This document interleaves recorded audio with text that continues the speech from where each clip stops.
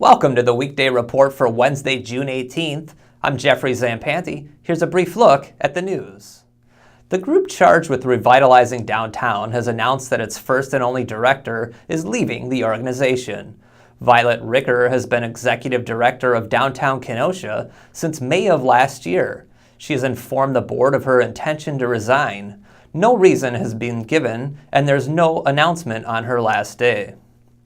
When it comes to road work in Kenosha County, we've got good news and bad. Here's Jesse Hellman to fill in the details.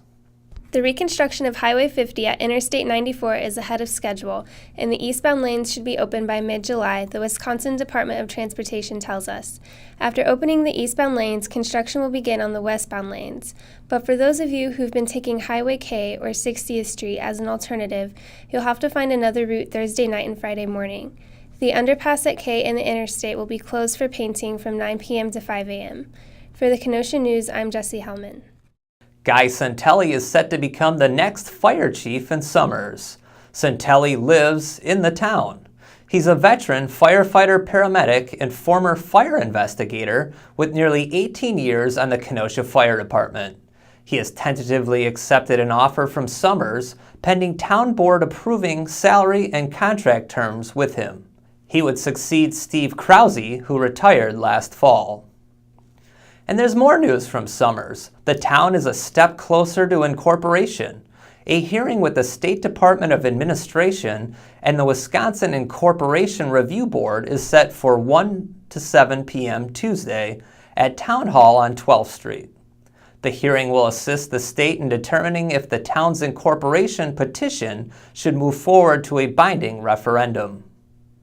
Police in Racine have arrested 2 men after a robbery at the BMO Harris Bank on Durand Avenue.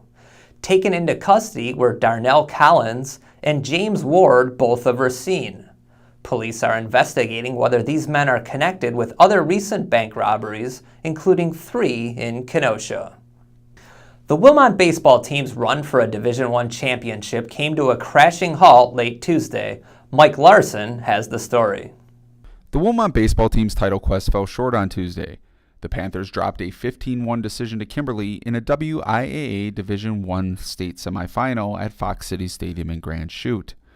Earlier Tuesday, Wilmot defeated Middleton 2-1. In the quarterfinal, Alec Kaluzak, shown in this clip, pitched a 7-hit complete game. He walked 2 and struck out 4. The Panthers closed their season at 23-4. Mike Larson, Kenosha News. What's trending today? The U.S. Patent Office ruled today that the Washington Redskins nickname is disparaging of Native Americans, and the team's federal trademarks for the name must be canceled. Do you think the name should be changed? Tell us on our Facebook page. Up next is Mike Larson with the Sports Take.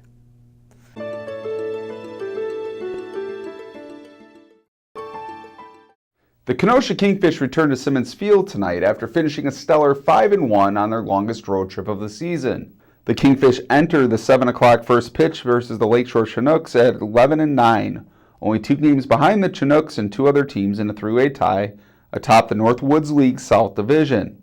The Kingfish's pitching came around on the road trip with J.D. Nielsen and Rico Garcia delivering 7 shutout innings apiece in back-to-back games. Garcia leads the league with an 0.35 ERA, and he's limited batters to a 156 average against him. Chris Godinez had 7 hits on the road trip and is among the league leaders with a 328 batting average. I'm Mike Larson, and this has been a Sports Take. Thanks, Mike. Now here's a look at what we're working on today. Joe Ward will have an update on the boardwalk construction, and Liz Snyder is working on her Summer Festival Survival Guide. You won't want to miss that. Pick up a copy of the Kenosha News and check KenoshaNews.com for all the details on these stories and more. I'm Jeffrey Zampanti with the Weekday Report.